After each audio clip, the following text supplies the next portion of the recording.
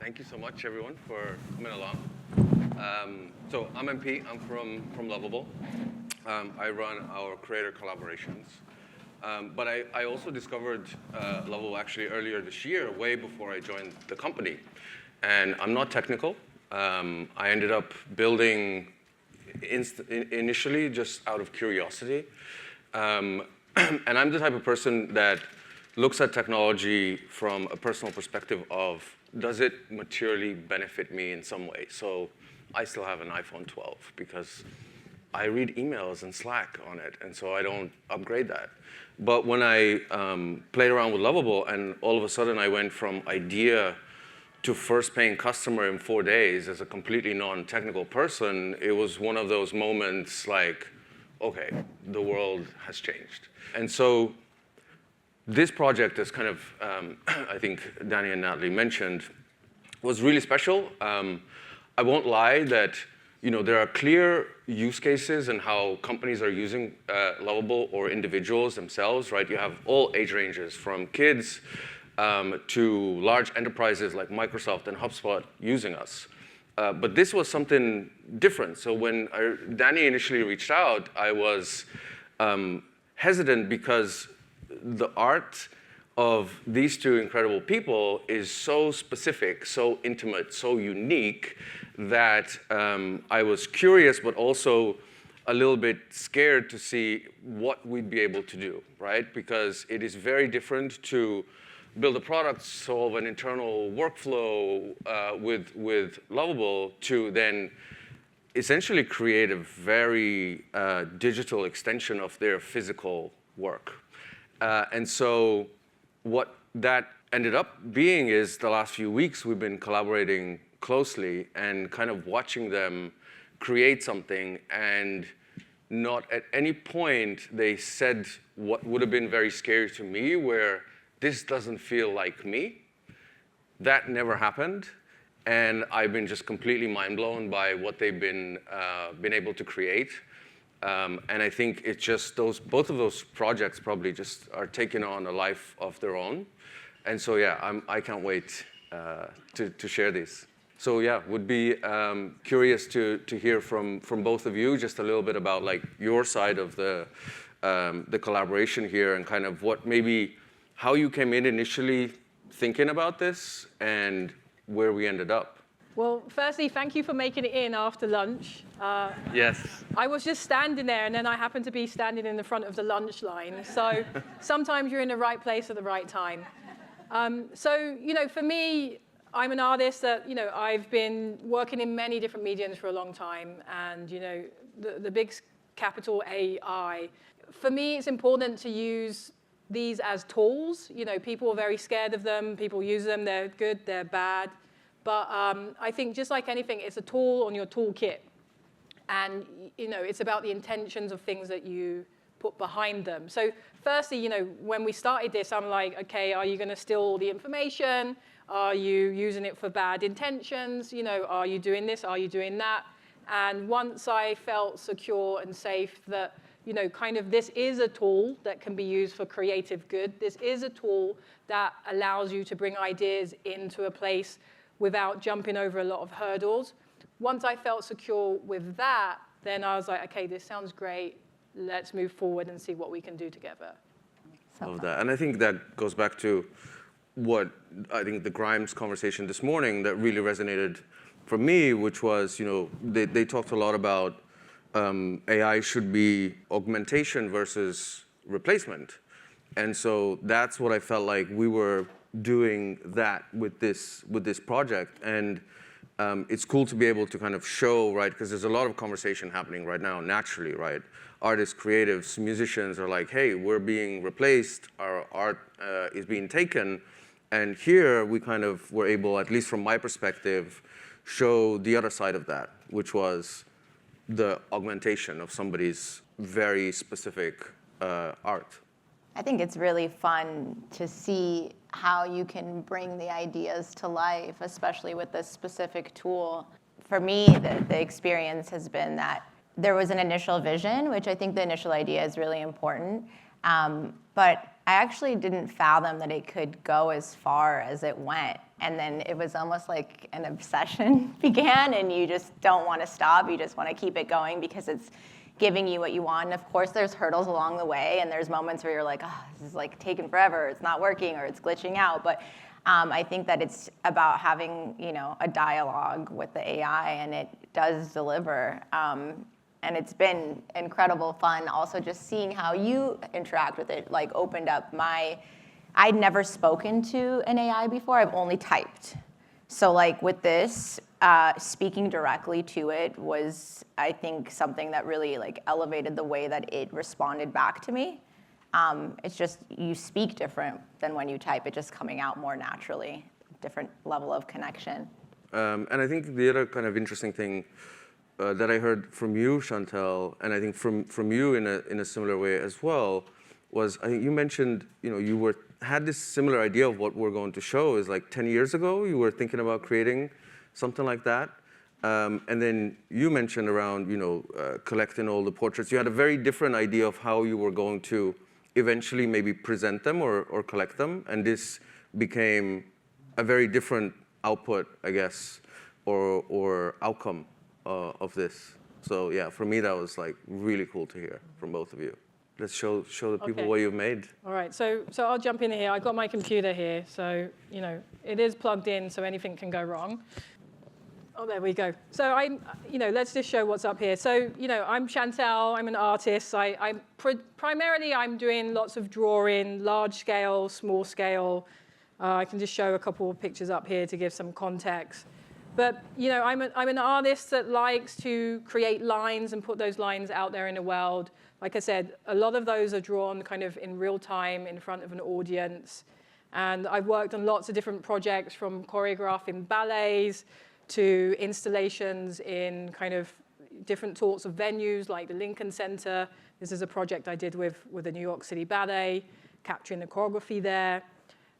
It's important for me to think about how to put words and lines out there in the world. But I might come back to some of that. But this project in particular was something, as MP mentioned, it's quite an easy concept called drag and drop. So, I'm an artist that has a recurring style, you could say, a recognizable style. And within that style, there's recurring words, lines, drawings, characters. And so, 10 years ago, I thought, well, what if I give people the opportunity to remix and create their own Shantell Martin drawings, but using some of the recurring elements from the work? And so this is something I tried. Yeah, this is probably from 2015, where with acetate, I cut out lots of different elements from drawings, faces, birds, trees, words, and had like different sorts of acetate where you could move those around. So that was about 10 years ago. Very simple concept. What if I can create new images from these elements from old images, but then make a tool so other people could do that? And I tried to work with different designers and different UX designers to create a platform, and never really got anywhere. We'd spend a lot of money, do a lot of research, and then it wouldn't get anywhere. So when this opportunity came along to make something, I was like, great, maybe this is, as a simple experiment, let me try and do something that I wasn't able to do by myself, which in this particular instance was, this drag and drop remix, kind of your new configurations of a Shantell drawing. So I'm going to show you what we created. And so actually, I might just jump over here. So I created an app, I guess you could call it, called Composition, which allows you to create your own Shantell Martins from recurring elements. So if you go to dragdropdraw.com, you'll find this home. And even just simple things like this, I'm looking at this and I'm like, oh, I made this. Like these little elements or these marks are floating around like little asteroids. And you can go to Start Creating, and you choose your journey. Here, every choice leads somewhere new. And at the bottom, always in the right place at the right time, even if that's at the front of the lunch line. I'm going to show you both modes here. So you've got drag and drop mode. And it's interesting because the interface here, you're going through and you're asking it questions. And one thing I didn't do, which in hindsight, I'd love to have shown you screenshots of kind of the progress, because now it just looks pretty neat and finished and clean.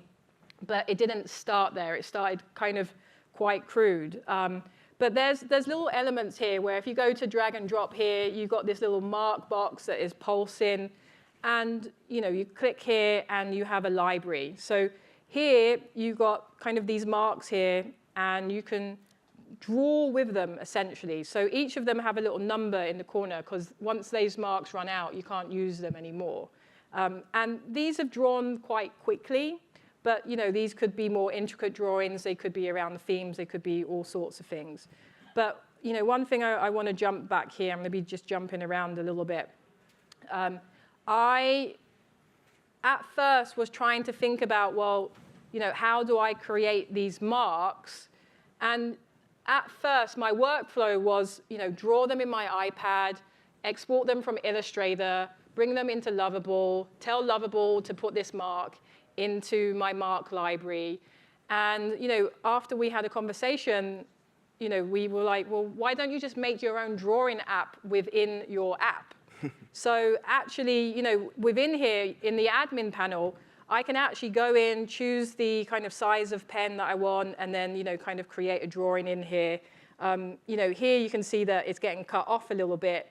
And that might be something where before, if someone else was making this app for you, you might be like, well, when I draw, it gets cut off. But with this, you can be like, OK, when I draw in the admin panel and I'm drawing new marks, it gets cut off. This will tell you, OK, it's getting cut off because of this. I can help you fix it. And so something that before would have been a back and a forth and like 20 different emails, you can just fix in in a second. So we'll jump back here. So you can choose your marks. I'm going to choose this. You can choose a couple of others, little face.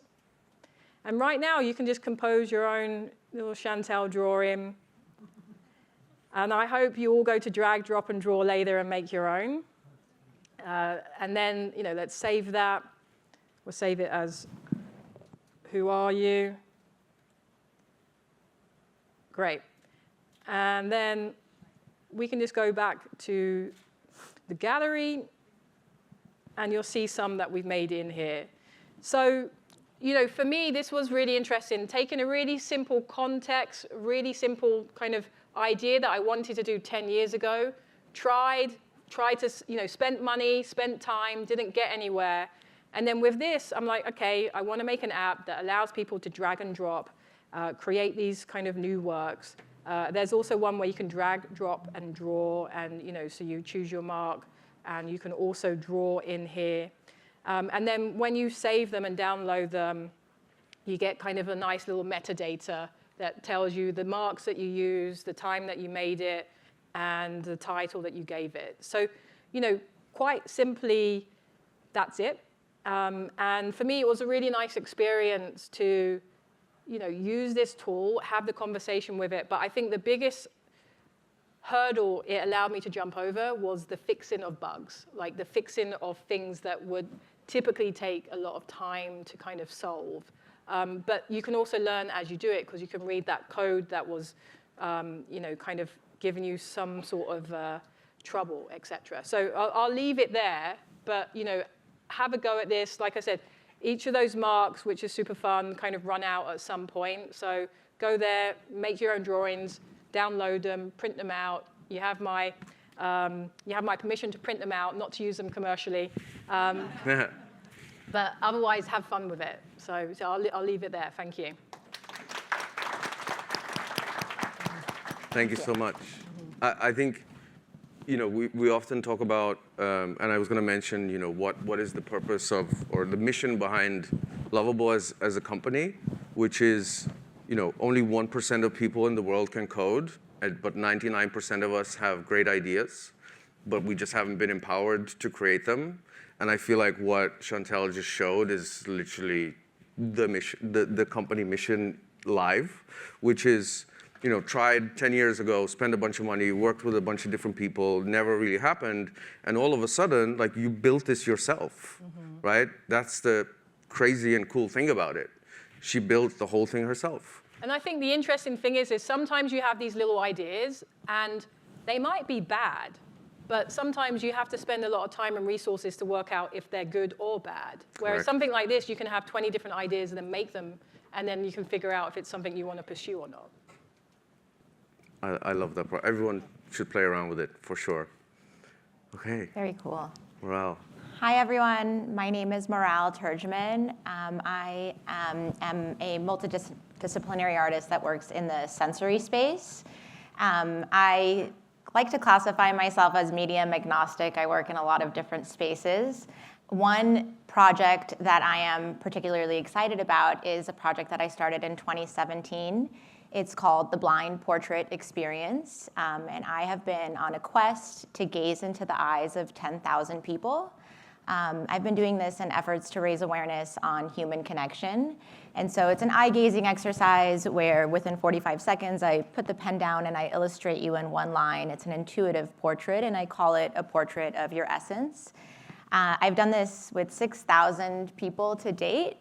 And since the beginning of the project in 2017, I have been dreaming about how I'm going to bring this all together. And what I've been telling each participant is that they'll receive their original portrait as a gift from me in exchange for a collective act of kindness. And so oftentimes people ask me, well, what's the act of kindness? How do we know about it? What do we do with it? And I've always explained to them that it'll be a prompt of sorts where they can engage in their own way.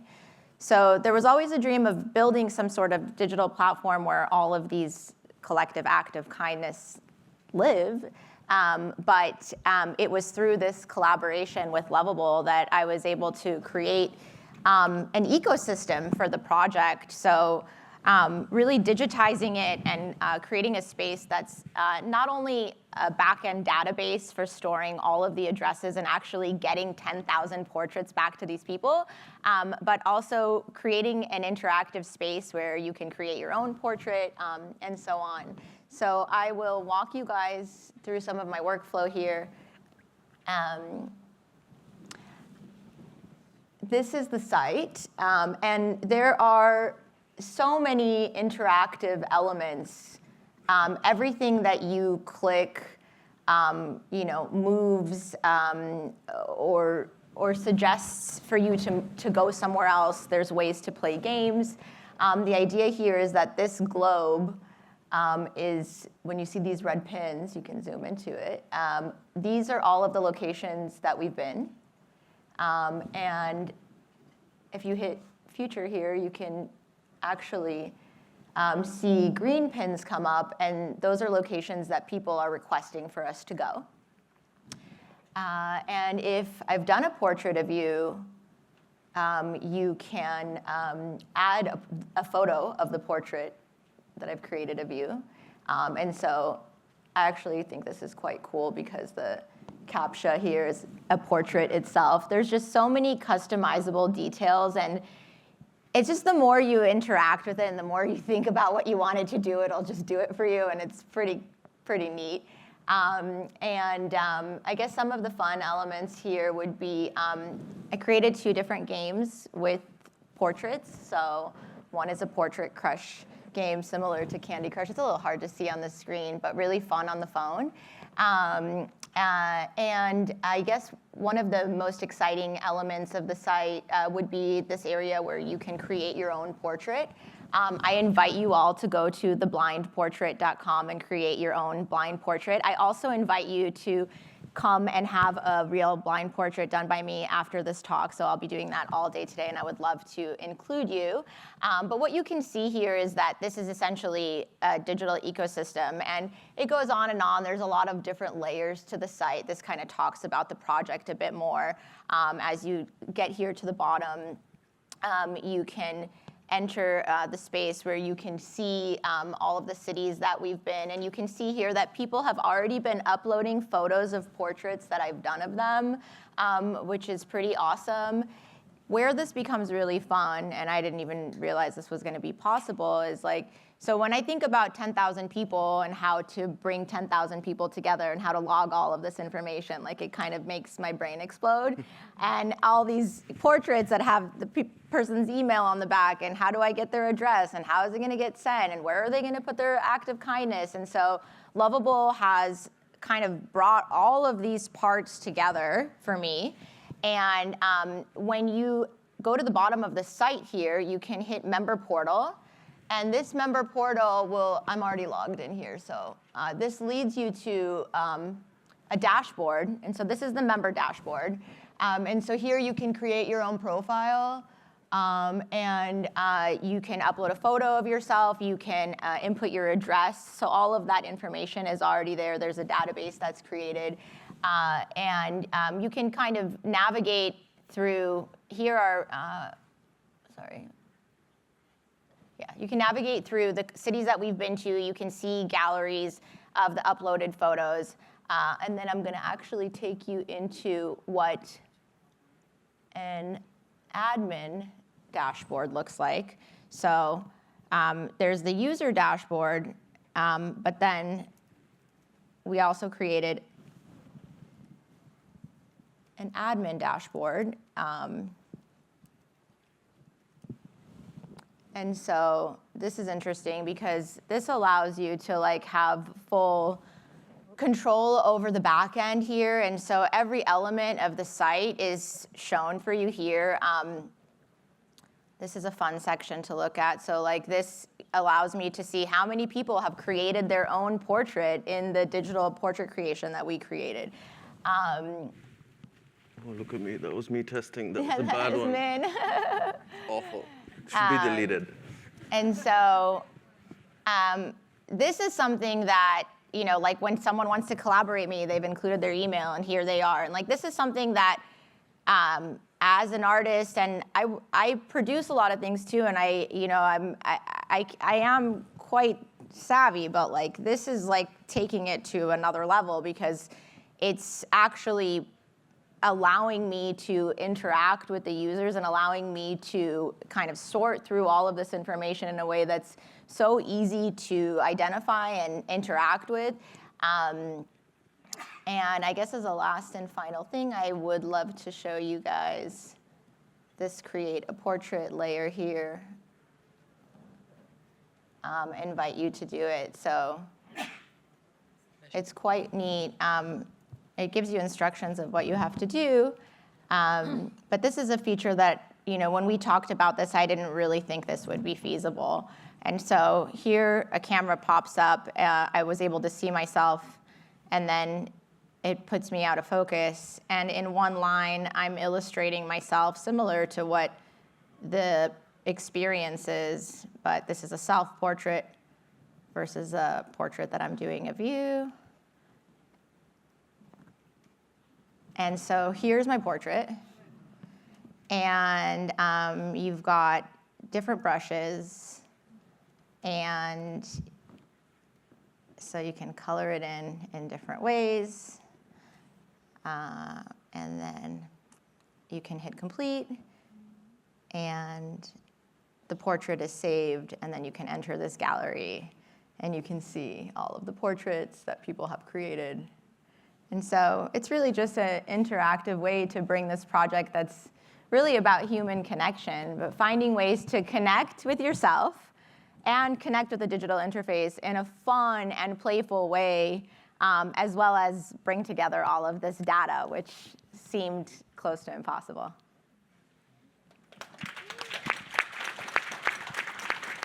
And you did it. Thank you so much. What a fun collaboration. Thank you to Artists in the Machine, and thank you to Danny and to Natalie and the whole team. This has been such a fun collaboration, and it's so wonderful to see what you've been able to bring to life, and I'm so excited to play with it. Likewise.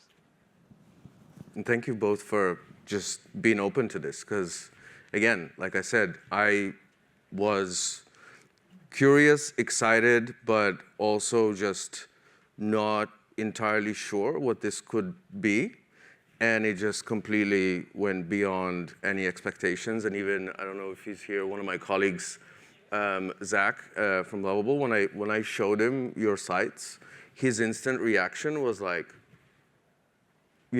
they built it themselves just with Lovable, like nothing else? Because like these kind of, sites or experiences could cost $100,000 to build, right, with a team.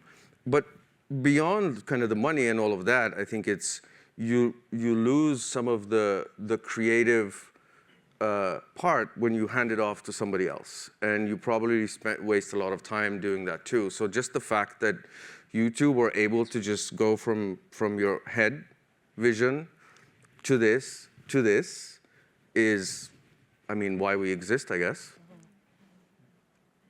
So thank you both. Thank you. Thank you.